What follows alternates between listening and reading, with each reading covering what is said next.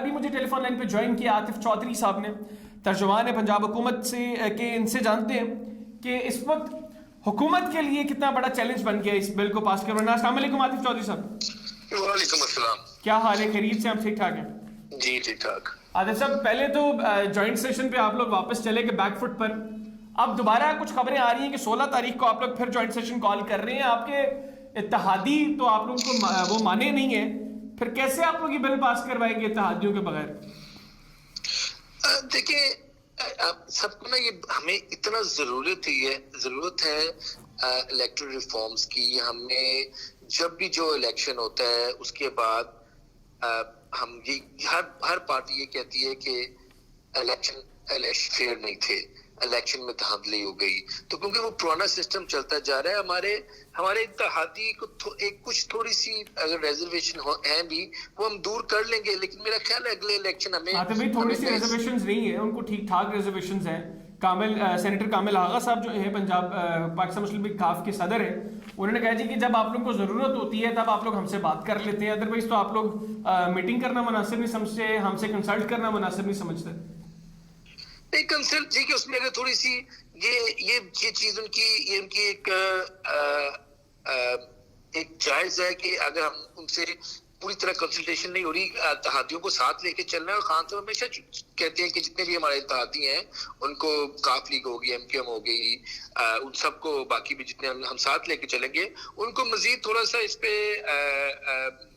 Confidence में लेना चाहिए। और मेरा ख्याल है इवेंचुअली जब वो उनको समझ आएगी वो ठीक हो जाए। मेरा ख्याल है वो इस पे अग्री कर लेंगे, या उन्होंने अगर कोई चेंज करवानी वो हम कर लेंगे, लेकिन मेन चीजें करवानी बड़ी जरूरी है।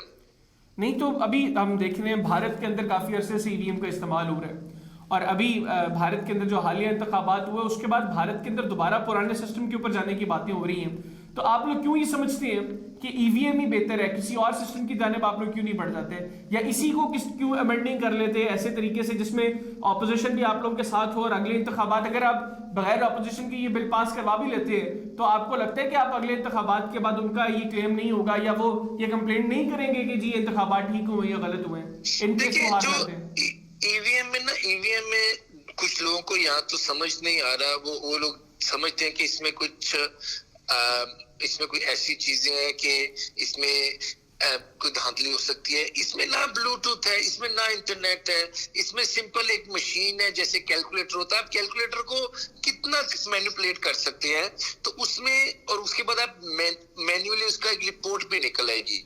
तो ईवीएम एक बड़ी अच्छी चीज है जो उनको समझ नहीं आ पा रही। बेसिकली इसको अपोज वो लोग कर रहे हैं जिन्होंने वोटर रजिस्टर करवाया गया। भाई वैसे मैं कोई टेक्निकल आदमी नहीं हूँ, ना मैं टेक्निकली इतना कोई एक्सपर्ट हूँ, लेकिन एज अ लेमैन और जितनी कोई इन्फॉर्मेशन मैंने इंडियन इलेक्शंस के ऊपर उनकी इलेक्ट्रॉनिक वोटिंग मशीन को देखते हुए उसके ऊपर जो एतराज़ात हुए उसको जो मैंने थोड़ा बहुत स्टडी किया, उसके मुताबिक अगर इसमें कुछ ऐसी चीज नहीं भी है, इवन देन आप लोग इसके सिस्टम में ऐसी कोडिंग कर सकते हैं कि जिसमें चीजें चेंज हो जाए। वहां पर उन्होंने अपने पार्लियामेंट के अंदर इलेक्ट्रॉनिक वोटिंग मशीन सामने रख के जब वो बटन प्रेस किए तो बीजेपी के वोट ज्यादा निकले जितनी बार उसको प्रेस किया गया। देखिए, वो मेरा ख्याल है उसमें मुझे भी इतना उनकी टेक्निकली चीज का नहीं पता मेरा ख्याल, लेकिन वो इंटरनेट से चलता है शायद, या उसमें इलेक्ट्रिसिटी का भी इशू होता है। हमने तो उससे बड़ी अच्छी मशीन बनाई है कि शुरू में था कि इलेक्ट्रिसिटी का प्रॉब्लम आएगा वो इस मशीन पे नहीं आएगा। इसके अंदर इसकी अपनी बैकअप बैटरी है, वो अपनी बैटरी से चलेगा। इसमें कोई इंटरनेट नहीं होगा, इसमें कोई ब्लूटूथ नहीं होगा। उसमें मैनिपुलेशन हो सकती है जहां इंटरनेट, क्योंकि आपको पता है आजकल हैक करना बड़ा आसान है। ठीक है, तो इसमें हमारी मशीन इतनी अच्छी जा रही है, मेरा ख्याल है कि इसको बाद में ये चीज जैसे हमने नादरा कार्ड पूरी दुनिया में हम एक्सपोर्ट कर रहे हैं। नादरा कार्ड की जितनी अच्छे हमारी रिजल्ट है, ये मशीन भी मेरा ख्याल है जब ये एक बार गो थ्रू कर देगी ये हम पूरी दुनिया में एक्सपोर्ट करेंगे। लेकिन ठीक है, बेस्ट प्रॉब्लम ये है कि ऑपोजिशन सामने आए, वो ये ना कि हमने ईवीएम नहीं करना, हमें इलेक्ट्रिक वोटिंग पसंद नहीं है। चलिए, ये तो फिलहाल तो ऑपोजिशन आप लोगों के साथ बैठने को तैयार नहीं है करंट सिचुएशन में, और वो आप लोग भी उनके साथ नहीं बैठे जिस वक्त आप लोग थोड़ा मजबूत पोजीशन में थे। अब चूंकि वो लोग ये समझते हैं कि आपकी पोजीशन इतनी मजबूत नहीं है, अब तो वो बिल्कुल आप लोगों के साथ नहीं बैठेंगे। और सो फार अभी करंट सिचुएशन को देखें तो जिस तरह मैंने पहले जिक्र किया, आपके इत्तेहादी आप लोग उनसे खफा हैं, वो आप लोगों के साथ बैठकर एटलीस्ट इस स्पेसिफिक इशू के ऊपर वो आप लोगों के साथ चलने को तैयार नहीं है, तो फिर गवर्नमेंट के लिए तो बहुत मुश्किल हो जाएगा। ये अगर 16 को जॉइंट सेशन बुलाते हैं, आप तो नहीं पास करवा सकेंगे इसको। देखिए इसमें बिल्कुल अभी जो लास्ट सेशन में थोड़ी सी इसमें मुश्किलात जरूर आई हैं, लेकिन हमारी पूरी कोशिश है हम अपने इत्तेहादियों को, ऑपोजिशन देखें वो तो साथ बैठने को तैयार नहीं है और उनकी तो वजह समझ आती है।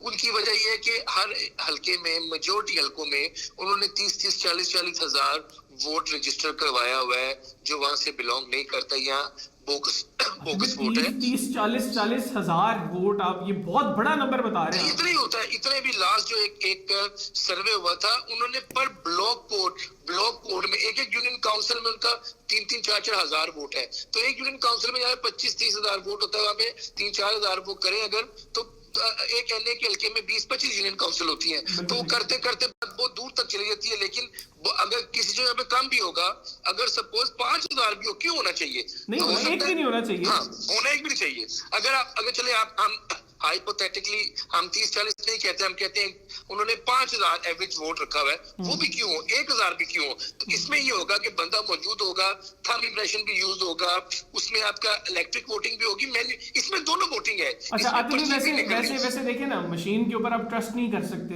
वो किसी भी वक्त जवाब दे सकती है। और जब आप पूरे मुल्क में आप फेज वाइज तो इलेक्शंस होते नहीं है पाकिस्तान में जनरल इलेक्शंस इकट्ठे होते हैं। अगर पूरे मुल्क में एक वक्त पर इंतखाबात हो रहे हैं और इलेक्ट्रॉनिक वोटिंग मशीन कुछ जगहों पर कामयाब नहीं होती, तो फिर क्या आप रिजल्ट्स की क्या तवक्को करेंगे? और मशीन के ऊपर आप ट्रस्ट नहीं कर सकते, वो बहरहाल मशीन है, काम करना छोड़ सकती है, बंद हो सकती है। देखिए ये कुछ जगह पे टेक्निकल फॉल्ट छोटी मोटी मशीन में तो आ सकता है, लेकिन ये मशीन, क्योंकि इस मशीन को ऐसा ना हो कि टेक्निकल फॉल्ट वहां पर ही है जहां पे प्रॉब्लम हो।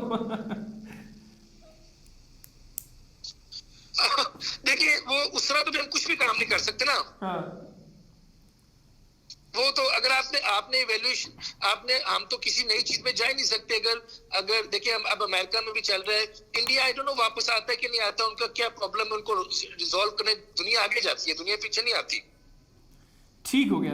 अच्छा, मुझे अब ये भी बताइएगा कि हमने देखा कि इस तरह के जब फेजेस होते हैं तब प्राइम मिनिस्टर भी कोalition पार्टनर्स से मिलते भी हैं, उनसे उनकी गिले शिकवे सुनते भी हैं और उनको बताते भी हैं कि ठीक है जी, हम आपकी ये गिले शिकवे दूर करेंगे। एमकेएम खास तौर पे हमने देखा कि जब टीएलपी के साथ गवर्नमेंट का जो मुआहदा हुआ, जो हमारे वफाकी वजीर दाखिला भी नहीं जानते कि मुआहदा क्या हुआ, उन्होंने हल्फिया कहा। बहरहाल एमकेएम ये कह रही है कि आपने उन पर से पाबंदी हटा दी है, तो आप हमारे पर से भी पाबंदी हटाएं, हमारे दफातर को खोलें। और इस तरह के मौकों पर एमकेएम के हम इस तरह के मुतालबा देखते हैं कि जब भी गवर्नमेंट पर ऐसा टाइम होता है। अभी जो है गवर्नमेंट फंसी हुई है, आपको लगता है कि गवर्नमेंट अपनी कोalition पार्टनर्स किस तरह के मुतालबात को अब तस्लीम करेगी? गवर्नमेंट एमक्यूएम की खासतौर पर जो उनके दफातर खोलने के हवाले से, पाबंदी हटाने के हवाले से जो मुतालबात हैं, आप समझते हैं कि गवर्नमेंट इनको तस्लीम करेगी? और इसी तरह के काफरी के अगर कुछ मुतालबात हैं तो गवर्नमेंट उनको तस्लीम करेगी ताकि उनको इस चीज के ऊपर रजामंद किया जा सके कि वो आए और ईवीएम के मामले पर आप उनका साथ दें? देखिए हमें हमेशा आपको ओपन रहना चाहिए। कोई अच्छी चीज हमने आगे बढ़ना है। एमक्यूएम हमारी जो एमक्यूएम पाकिस्तान है वो हमारी एलआई है, उसमें अगर कोई उनको प्रॉब्लम्स हैं, कोई चीज वो चेंज करना चाह रहे हैं, उसमें मेरा ख्याल है उनको हम अच्छी चीज में सपोर्ट करेंगे। ठीक हो गया। काफ लीग को भी करेंगे? लेकिन काफ लीग भी हमारी एलआई है। काफ लीग जो है वो एक जमात है पंजाब की, एक थर्ड जमात आई हुई है। वो उनका एक जो गुजरात वाला पूरा डिवीजन उनमें उनका काफी होल्ड है और वो इस वक्त स्पीकरशिप उनके पास है। तो उनको भी अगर देखिए जायज मुतालबात क्या, हम तो आते भी आपने कहा ओपन होना चाहिए और आपने कहा आपके इत्तेहादी। आखिरी सवाल है, कामिल आगा साहब ने कहा जी कि आपके जो पार्लियामेंटेरियंस हैं पंजाब असम्बली के, वो भी जिस वक्त बजट पास करवाना हो या ऐसा कोई बिल पास करवाना हो तो वो स्पीकर साहब से आके मुलाकात करते हैं, अगर अदरवाइज तो वो कंसल्ट भी नहीं करते, उनसे मुलाकात भी करना मुनासिब नहीं समझते। तो आपको नहीं लगता कि इस तरह नहीं चलना चाहिए? काफ लीग की वजह से आप लोग, फेडरल गवर्नमेंट आप लोगों की खड़ी है, पंजाब गवर्नमेंट आप लोगों की खड़ी है, तो आप लोगों को उनको साथ लेकर चलना चाहिए। नहीं, ऐसे नहीं है। देखिए जब वो उन्होंने बड़ी दफा खुल के कहा है चौधरी साहबान ने कि वो बिल्कुल हमारे एलआई हैं, हमारे साथ खड़े हैं, उनको देखिए हमारी आपकी जमात के भी लोगों को समटाइम कुछ चीजें उन्होंने अपनी उनको चीजें अगर कोई रेजर्वेशन होती है वो इसको शो करती हैं। अगर आपके एलएच का भी तो उनको उनके पास 3-4 वजारतें हैं फेडरल में, उन्होंने उसमें कोई चीज मेंशन करनी है या कोई चीज चेंज करवानी तो वो कह सकते हैं। देखिए ये कोलिजन गवर्नमेंट, इसलिए कोलिजन गवर्नमेंट कभी आइडियल गवर्नमेंट नहीं होती है। कोलिजन गवर्नमेंट में आप सबको खुश करना, आपको इधर पता है सबको खुश करना बहुत मुश्किल होता है, तो हम सबको खुद खुश कर ही नहीं सकते। तो इसलिए वैसे तो हमेशा कोशिश होनी चाहिए, हर पार्टी होती है कि वो उनको एटलीस्ट सिंपल मेजोरिटी मिले। तो कोलिजन में इस तरह की हिकअप्स आती रहती हैं। आप कोशिश करते हैं कि सबको आप साथ लेके चलो, हम भी कोशिश कर रहे हैं, हम सबको साथ लेके चले, हमारे एलएस कोशिश करें वो हमारे साथ चले।